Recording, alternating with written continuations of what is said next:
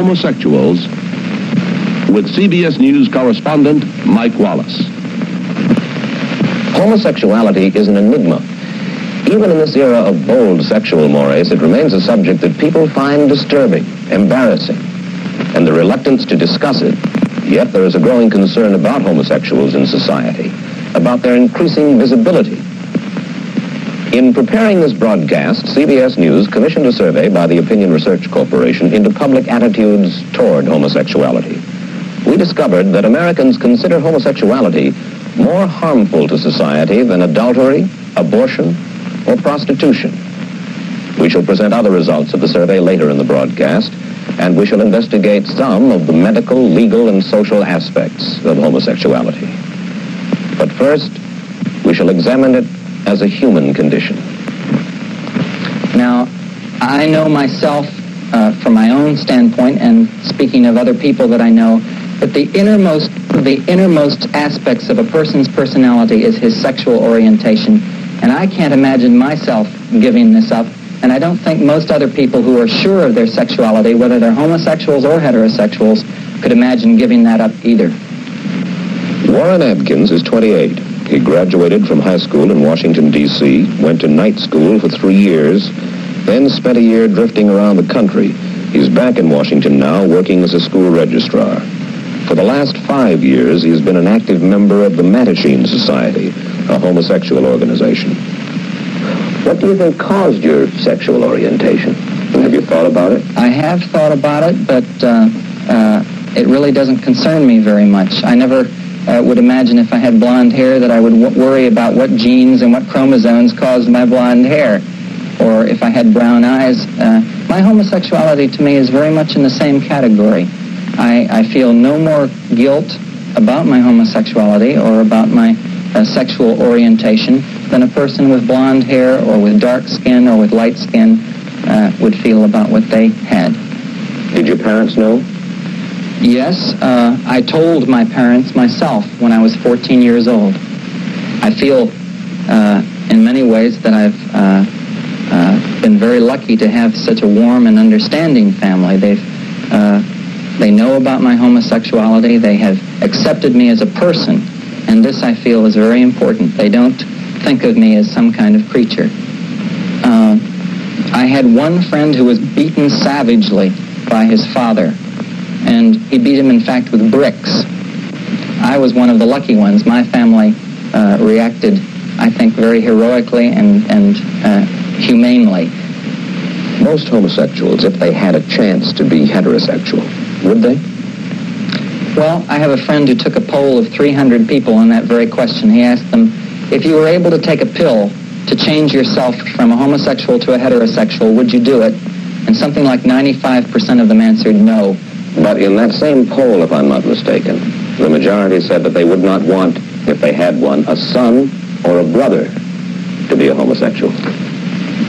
That's true. I think some people might not want to wish on others a situation in which society would cause problems for their younger people. And I think that this is probably true of questions where other minorities are involved in the same way. I think that many people, for example, wouldn't want to bring a racially mixed child into a world that scorned him. And I can understand this feeling among many people. This man is 27, college educated. He was unable to hold a job because of his inability to contain his homosexual inclinations. He's been in jail 3 times for committing homosexual acts. If he is arrested once more, he faces the possibility of life prison. He is now on probation and in psychotherapy. I had a very domineering mother, tyrant. That's a very sweet tyrant, but a tyrant nonetheless. It was a love that I had that was kind of killing. And I was a fat child, was made fun of by the other children. Mother was going to have her way about how I dressed, how I acted, what I did, what I didn't do. A fairly curious child, but I had to restrain it. And I was afraid of her. I was scared to death of her. When did you first go into therapy? As soon as my parents found out They couldn't understand what they had done to bring about such a turn of events. They were helpful. They saw to it that psychotherapy was made available. That every opportunity to change this was set down for me, but I wasn't receptive to it, and that's unfortunate too, because I think if I would have felt uncomfortable in any way, I would have gone ahead and done something about it much before now. I felt superior. I felt as though I had license to satisfy every need, every desire, every tension. And this was just purely sexual adventure, sexual gratification. Yes. Animal sexual gratification, yes. We don't know what form it might have taken other than this. I use the word sick. I'm not taking a pot shot. I'm not attempting to judge homosexuals. I'm not a judge. I know that inside now I'm sick. I'm not sick just sexually. I'm sick in a lot of ways. Immature, childlike. And the sex part of it is a symptom, like a stomach ache is a symptom of who knows what. Most Americans are repelled by the mere notion of homosexuality. The CBS News survey shows that 2 out of 3 Americans look upon homosexuals with disgust, discomfort, or fear. 1 out of 10 says hatred. A vast majority believe that homosexuality is an illness. Only 10% say it is a crime. And yet, and here's the paradox, the majority of Americans favor legal punishment, even for homosexual acts performed in private between consenting adults. The homosexual, bitterly aware of his rejection, responds by going underground. They frequent their own clubs and bars and coffee houses where they can act out in the fashion that they want to, where they can escape the disapproving eye of the society that they call straight. No one knows exactly how many homosexuals there are in the United States. There's no reliable way to find out, for most of them are unwilling to acknowledge it. The Kinsey report of 1948 dealt only with white males. It estimated that 1 in 25 is exclusively homosexual throughout his adult life. Other estimates range as high as 1 in 6. The truth lies somewhere in between. And some men venture into homosexual experimentation for a year or two, then revert to heterosexuality. Some are bisexual. They marry, have children, and keep their homosexual contacts on the side. This much is certain. Male homosexuals in America number in the millions, and their number is growing. They are attracted mostly to the anonymity that a big city gives them. New York, Chicago, Los Angeles, San Francisco. The permissiveness and the variety of the city draw them. The average homosexual, if there be such, is promiscuous. He is not interested in nor capable of a lasting relationship like that of a heterosexual marriage. His sex life, his love life, consists of a series of chance encounters at the clubs and bars he inhabits, and even on the streets of the city. The one-night stand, these are characteristic of the homosexual relationship. And the homosexual prostitute has become a fixture in the downtown streets at night, on street corners, at subway exits. These young men signal their availability for pay. But there are tens of thousands of homosexuals who deplore the tawdry image of the so-called gay life. Architects and lawyers, doctors, teachers, businessmen, men like these, who lead quiet, unexceptionable lives in towns and cities all across the country, much like their heterosexual neighbors. There is just one thing they are said to share with their homosexual brothers. Homosexuality is, in fact, a mental illness which has reached epidemiological proportions. In 1948, Kinsey said that approximately 28% of adult males have had, at one time or another, 1 or more homosexual contacts. Dr. Charles Socarides is a New York psychoanalyst, a clinical assistant professor of psychiatry at the Albert Einstein School of Medicine, here lecturing to a group of resident psychiatrists on homosexuality. They are taught that no man is born homosexual. that it is not genetic in origin, not the result of a hormone imbalance. Rather, they are told that sexual behavior is learned behavior. And many psychiatrists now believe that homosexuality begins to form in the first 3 years of life, the result of early childhood experience. I was wondering if you think that there are any, quotes, happy homosexuals for whom homosexuality would be, in a way, their best adjustment to life. The fact that somebody is homosexual, a true obligatory homosexual, automatically rules out the possibility that he will remain happy for long, in my opinion. The stresses and strains the psychic apparatus is subjected to over the years will cause him, in time, I think, to have increasing difficulties. I think the whole idea of saying the happy homosexual is to, again, to create a mythology about the nature of homosexuality. What is it that drives a man into a homosexual relationship? The aim of the homosexual act, paradoxically enough, is to seek masculinity.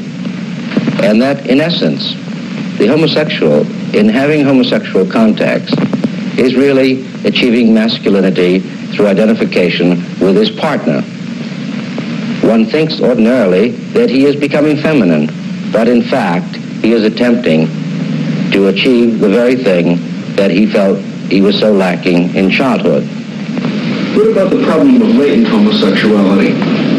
Simply because a person has a homosexual wish does not make him a homosexual, or has a homosexual impulse, or wonders what it would be like to have homosexual relations. And it's what we do that counts. The implication, you see, that is commonly tossed about, that all of us contain a so-called latent homosexual component, is completely untrue.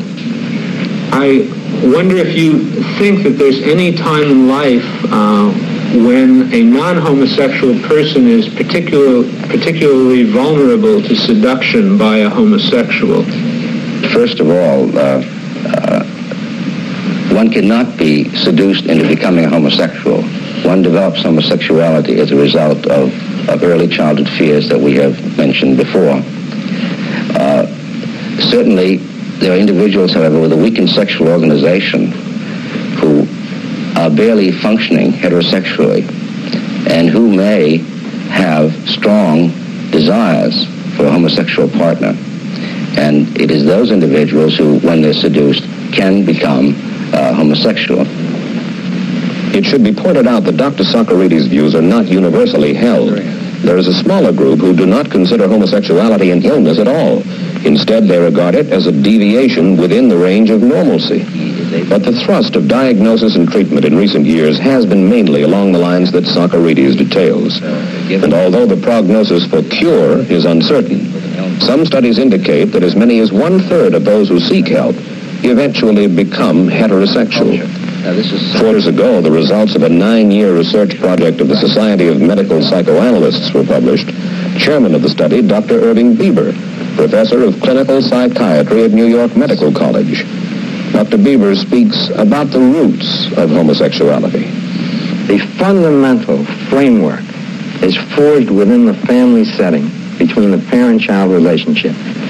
A typical mother, that falls in this group, is a mother who establishes an over-close relationship with this son. She is generally overprotective, over-fearful of his getting into injury, tends to play her part in isolating him from the peer group in the sense of these boys are not gentlemanly enough, they're not refined enough, they're roughnecks, and she tends to discourage subtly his participation in rough and tumble activity. She's over-close, over-intimate. She frequently prefers this son to her other children. She often prefers this son to her husband, explicitly and openly. Now, what is the role of the father during this time? The father, in typical instances, is detached from this son. Not from all his sons, but from this son. spends little time with him. He not infrequently minimizes the son, is contemptuous of him, humiliates him, is competitive with him, and resents the position put in by the mother, creating this coupling between the mother and this son. Well, say that the son has a close binding, dominating mother. What can the father do to keep his son from developing a homosexual orientation? The father can do a great deal, and he can be the determining figure, even in the presence of this type of mother. If, first of all, he recognizes this is his son as much as it is his wife's son. He has a warm, affectionate, supportive relationship with this son. If he spends time with him, if he interferes with some of the activity that this mother is carrying out, I do not believe that it is possible to produce homosexual if the father is a warm, good, supportive, constructive father to his son. Most homosexuals do not consider themselves ill, and they are able to live with their condition fairly comfortably. On the other hand, there are those whose compulsive behavior becomes a problem for the police. This is an example. This 19-year-old serviceman left his girlfriend on the beach to go to a men's room in a park nearby where he knew that he could find a homosexual contact. The men's room was under police surveillance. The only faces you will see are those of the arresting officers. Is anybody going to hear about this, like my parents? Your parents won't know of this, but your company commander will probably find out about it. A routine channel. Oh, God. I can get kicked out for that. You could, yes. But I couldn't take a record like that. Don't you realize that you guys are in a public park? Yeah, I really. Anyone can walk into that men's room. Any child can walk in there and see what you guys were doing. Well, how do you think that would affect them mentally for the rest of their lives? They so and act like that. I realize that, but the thing is that for life I'll be wrecked by this record. See, I'm only 19, and this will ruin me. I couldn't take for anybody to know about this. What it do to my family and everything. You just told us that your girlfriend is down the beach. She is. She's right down there now. She's down the beach this minute. Yes. And yet you're making a homosexual contact. I was down here. What's your explanation for that? It's not something I really need. It's just sort of, I don't know, curiosity sort of. I'm perfectly happy with her. I love her. Well, why didn't you think of this before you did it? It's something that just happened. I don't know. I can't explain it. But I'm just 19. I mean, I don't know. I just know this is going to ruin his life. For the police view of homosexuality, we talked to Inspector James Fisk of the Los Angeles Police Department. During the year of 1964, we arrested 3,000 homosexuals who committed their lewd acts in public places. I can state conclusively that the problem is growing.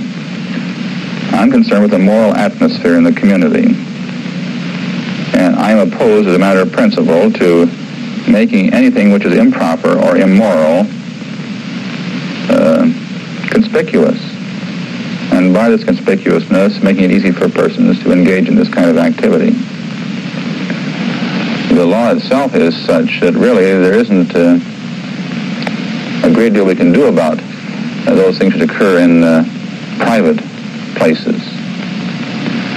But the most important thing to emphasize here, I believe, this applies also to other kinds of vice activity, that our primary effort goes to the reduction of prohibited behavior in public places. By and large, homosexuals themselves agree with that view. There are numerous homosexual organizations across the country with a variety of names. Their membership is comparatively small, but their influence in the homosexual community is considerable.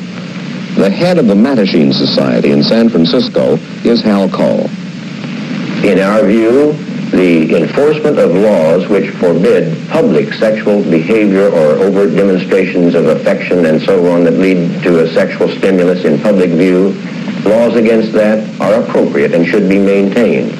Laws which protect the young from their elders so that the young can have the opportunity to develop sexually along their own lines and within their own framework rather than to have ideas induced upon them by others. These laws we hold are good. Laws which involve the use, which forbid the use of force or violence or any kind of harm or taking an unfair advantage in sexual matters, these are also good and will have to be maintained. However, we do feel in the Mattachine, and this is our strongest strongest part of our program, that the laws which forbid certain types of private consenting sexual behavior among adults need to be changed, so that what adults do willingly in private is their own affair. Homosexual acts are not considered a crime in most countries in Western Europe, and the British are currently revising their laws to legalize homosexual behavior between consenting adults in private. In the United States, Illinois is the only state where such acts are legal. But nationally, as we said earlier, the CBS News Public Opinion Survey indicates that sentiment is against permitting homosexual relationships between consenting adults without legal punishment. The severity of the punishment varies from state to state. Judge James Braxton Craven of the Federal District Court in Charlotte, North Carolina. Most doctors who have studied homosexuality agree that prison environment, including close, continuous, and exclusive contact with other men, aggravates and strengthens homosexual tendencies and provides unexcelled opportunity for homosexual practices.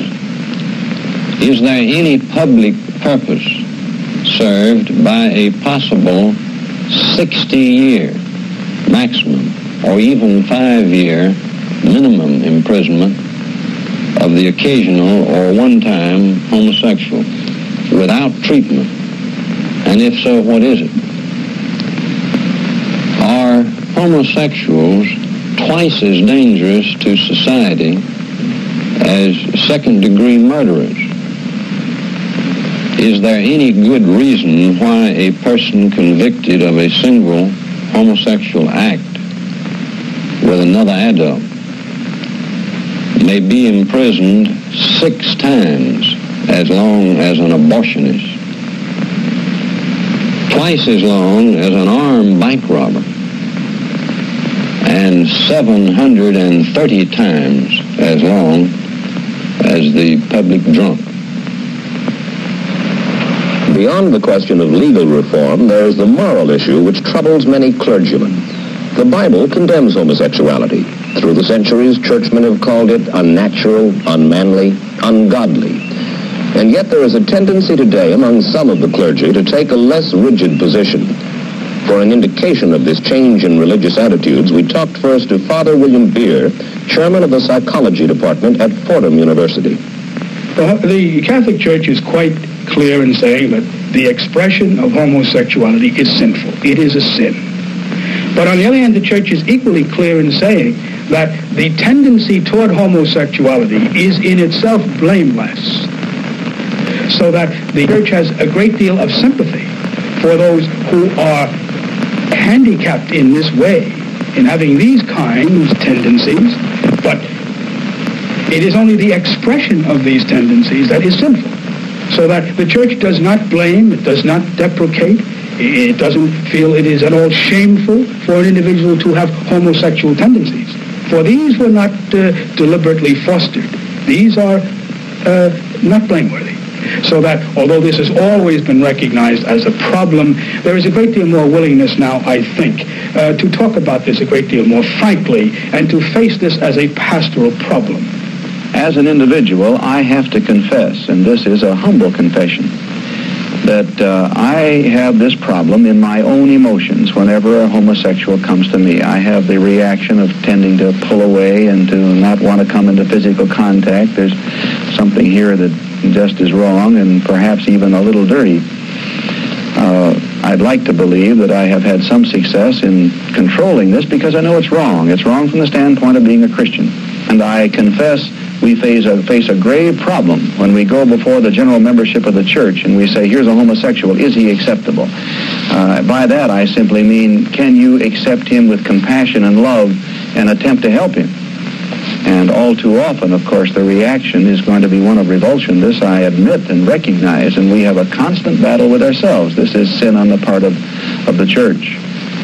Our reaction in any situation ought to be one of compassion and concern, first of all, above everything else. Most people think that homosexuality is confined to major cities. It is not. In 1955, there were reports of a homosexual underworld in Boise, Idaho. Population at the time, 34,000. The people of Boise tried to stamp out homosexuality. They discovered it couldn't be done. In the learning process, everybody suffered. It began with this headline in the Idaho Daily Statesman. The next day, the paper ran an editorial entitled, "Crush the Monster, Crush Homosexuality." The year-long investigation that followed shook Boise to its foundations. Everyone was suspect. Men were afraid to be seen together. Weekly poker games among men who had known each other for years were canceled. There were reports that many high school boys were involved. A prominent banker, a leading attorney were arrested, along with clerks, repairmen, salesmen. Altogether, hundreds were interrogated in this house on a quiet residential street. When it was over, 15 months later, one homosexual was in a state penitentiary with a life sentence. 2 received 15-year terms, 1 10 years, 2 7 years, and scores of lives were ruined. Wayne Kidwell was 15 years old, a junior at Boise High School when all this took place. Now he is county prosecuting attorney. He represents a new generation with different ideas. There's homosexual activity in Boise and probably every city in the United States. There's homosexual activity and certainly some prosecution. When you talk about prosecuting homosexuality, of course, you have to break this down into categories so that you know what you're talking about. The prosecution of a homosexual that's involved with a young child, I think, is something that should exist. When you're talking about prosecution between consenting adults, I think that we have to take another look at it. Well, when you say another look, what do you mean? Well, I mean, I think that the laws right now, as they're written, are designed towards sex itself. And I think that this is somewhat undesirable to make sex per se illegal or to put connotations on it that would be undesirable. I think it would be better if the laws were written to prohibit the coercion, the unwillingness on the part of one of the parties involved, this part of it, actually the force that is involved. I feel that the laws should focus on this rather than the sex itself. As for myself, I think it's a healthy thing if we can talk about something like this. Why? I think it can be beneficial not only to Boise, but to anybody else that's concerned about this, that we know as much about it as possible, and that we put it in the proper perspective, and not make it something that we talk about in back rooms, or that young people have to be afraid when they mention the word homosexual. Homosexual groups around the country feel the same way, and they're willing to stand up and be counted on the issue. Nonetheless, even though we live in an age of protest and demonstrations, this picket line in front of Independence Hall in Philadelphia on July 4th was met with a degree of disbelief. It was a combined demonstration by various homosexual organizations intent upon raising a cry for their own civil rights. Their chief complaint? That their members are discriminated against, especially by the government. The State Department is very sensitive to the issue of homosexuality. The Mattachine Society picketed the State Department and got this reaction from Dean Rusk. Well, I understand that we're being picketed by a group of homosexuals. The policy of the department is that we do not employ homosexuals knowingly, and that if we discover homosexuals in our department, we discharge them. It's a department that is concerned with the security of the United States, and that we have to exact standards of conduct which are far higher than the conduct of the general society in which we operate. This has to do with problems of blackmail and problems of personal instability and all sorts of things. Every American citizen has the right to be considered by his government on the basis of his own personal merits as an individual. Certainly some homosexuals are poor risks. This is no possible excuse for penalizing all homosexuals. Eventually, like other civil rights groups, the picketers took up posts outside the White House, which drew a not unexpected reaction from a sightseer from West Virginia. Well, I'm a country boy, I guess, because I couldn't believe this. I mean, I didn't know this was a problem over here, or at least I didn't think anybody'd have a sign out about it. But I just don't understand. It's kind of weird. I mean, you people are getting much more cosmopolitan than I thought you were over here, because this is really something. Let's face it, homosexuality is a problem, and these people are really advocating that we don't solve the problem. They're advocating that we tolerate the problem. And I think these people are a fit subject for a mental health program. These people need help. Think they ought to? I mean, I'm sorry. As I say again, I'm qualifying all this that I'm a poor country boy from West Virginia, and this is amazing to me. Homosexuals are discriminated against in almost all fields of employment in all parts of the country. But in the world of the creative arts, they receive equal treatment. Indeed, some will say better treatment. There is even talk of a homosexual mafia in the arts dominating various fields: theater, music, dance, fashion. In painting, there is the commonly expressed notion that the homosexual's influence has been corrupting. That pop art, for example, is a trivial vulgarization that goes hand in hand with camp, half hoax, half hostile, a means by which the homosexual, forced to live between two worlds, strikes back at an antagonistic society. In the fashion industry, many observers see an effort to blend the sexes, to defeminize woman, to replace curve and contour with sexless geometric sterility. We talked about all this with social critic Albert Goldman, professor at Columbia University, who sees the homosexual distorting our cultural values, and with author-playwright Gore Vidal, who thinks otherwise. And I don't think that there is any greater incident of homosexual novelists, homosexual painters, homosexual musicians than there ever were. I wouldn't begin to be able to generalize and say, well, there is such a thing as a homosexual in the arts. What does it mean? It is as natural to be a homosexual as it is to be heterosexual. And the difference between a homosexual and a heterosexual is about the difference between somebody who has brown eyes and somebody who has blue eyes. Who says so? I say so. It is a completely natural act from the beginning of time. Seems to me that there are a lot of features of ordinary life which are enormously exaggerated in homosexual life. I mean, the kind of jealousy and rage and promiscuity that is just inherent in the homosexual life, where you cannot have marriage, really, and where you cannot have children, and where you don't have all the stabilizing influences, enables this writer, simply by writing out of his own truth, his own experience, to enormously distort and intensify features that we recognize are inherent in our lives, too. There's a theory which one reads all the time about how a certain successful playwright in a very successful play describes married people as heterosexuals as being wicked and vicious and clawing at each other. And this is supposed to be really a story about two homosexual couples. Well, homosexuals are there are wicked homosexuals and they're wicked heterosexuals, and this is a playwright who deals in savage and extreme situations. And I don't see any of it as being translatable, particularly as a heterosexual, as a homosexual situation posing as heterosexual. And furthermore, if it were, then why is it popular? Obviously it's popular because what he has to say about married couples speaks to everybody. As a matter of fact, there's a certain homosexual playwright who has written the only really good women characters in American theater written by him. So yeah, the homosexual in some way is this person trying to absolutely destroy the family structure of the United States. Nonsense. Inevitably, these men are going to project an image onto women which is based on their own fantasies, their own imaginings. And since their view of women is charged with hostile feelings, since intuitively they want to carve woman into a shape that's somewhere between man and woman, a sort of boy-woman, let's say, all of this is going to come through in their work. Now, it is notorious that the whole fashion industry, for example, is dominated by homosexuals.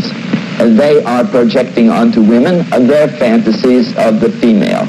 These fantasies are obviously infused with a great deal of hostility and with an instinctive desire to convert the female into a form which is essentially a sort of neuter form, a form that is in between, a hybrid. There are those who suggest that there's a kind of a homosexual mafia in which the homosexual in the arts, in a mutually protective way, helps his fellows. Well, it's like most legends, I suppose. There may be some basis for it. I don't know how it would begin because, the artist is an artist first, and he's a homosexual or a heterosexual second. But I have never seen any sign in any of the arts of there being a hum and turn, as alarmed editorialists like to write. You can get the effects of conspiracy without having a conspiracy if you just have all the people essentially in the same family, if it's a Cosa Nostra arrangement, our thing, our family.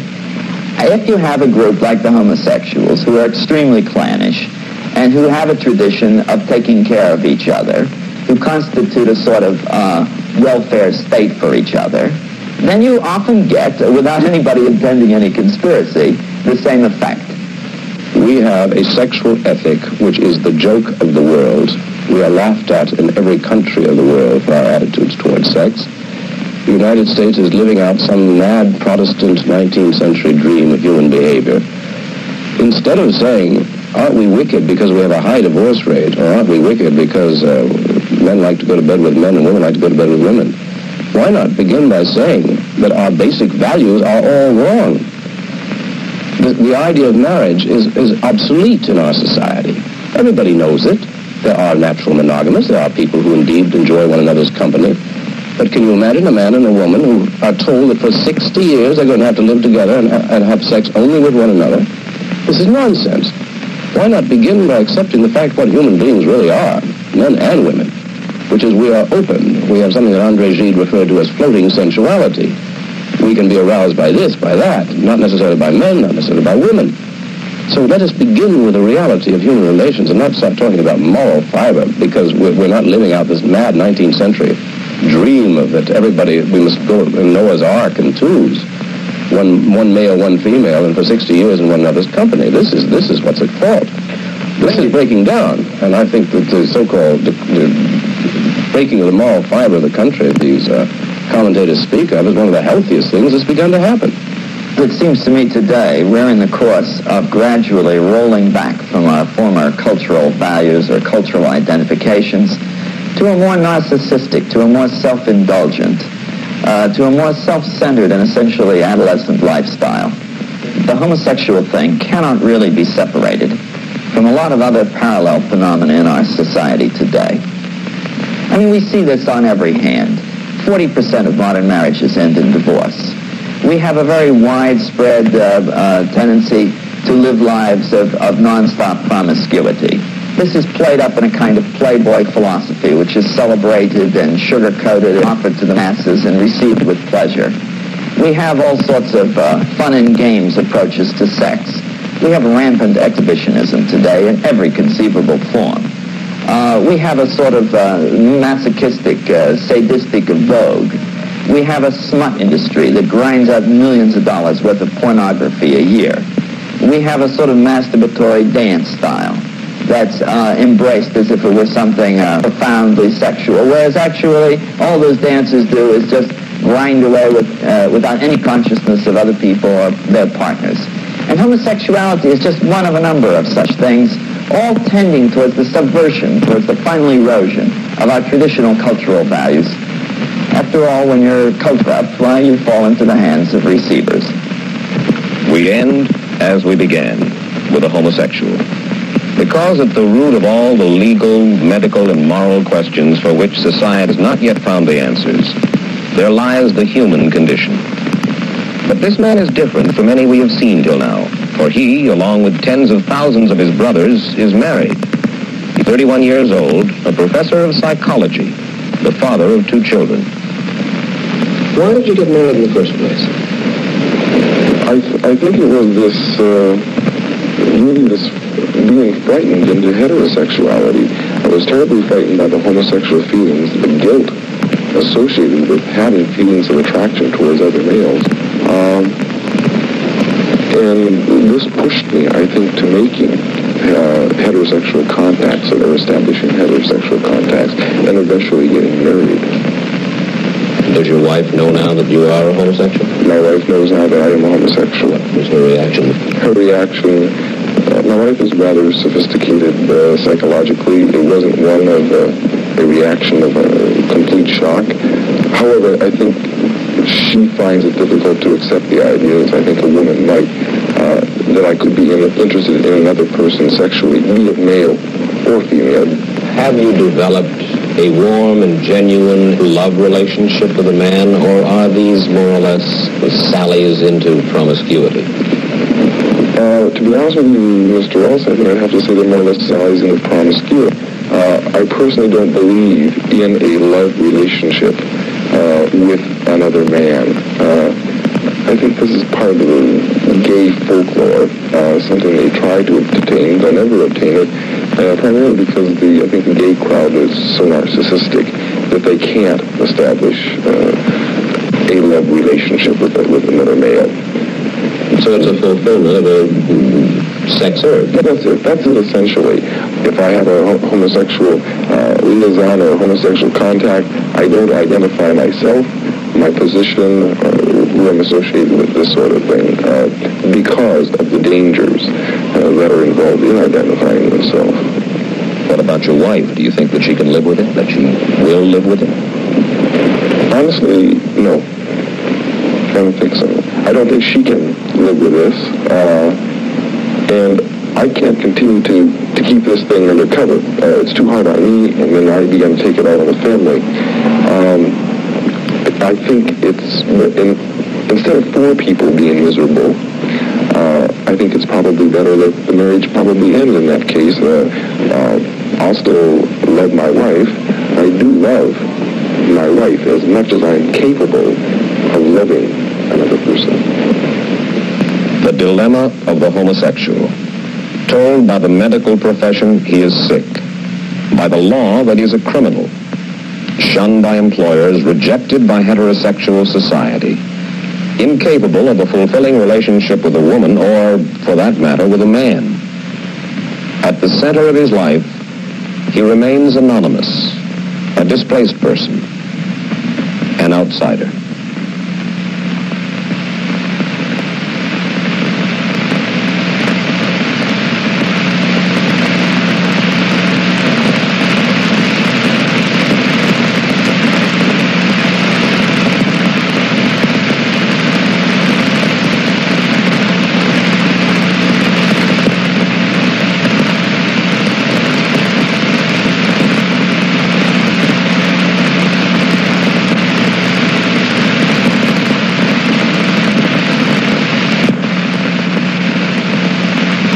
CBS Reports, The Homosexuals, was filmed and edited under the supervision and control of CBS News.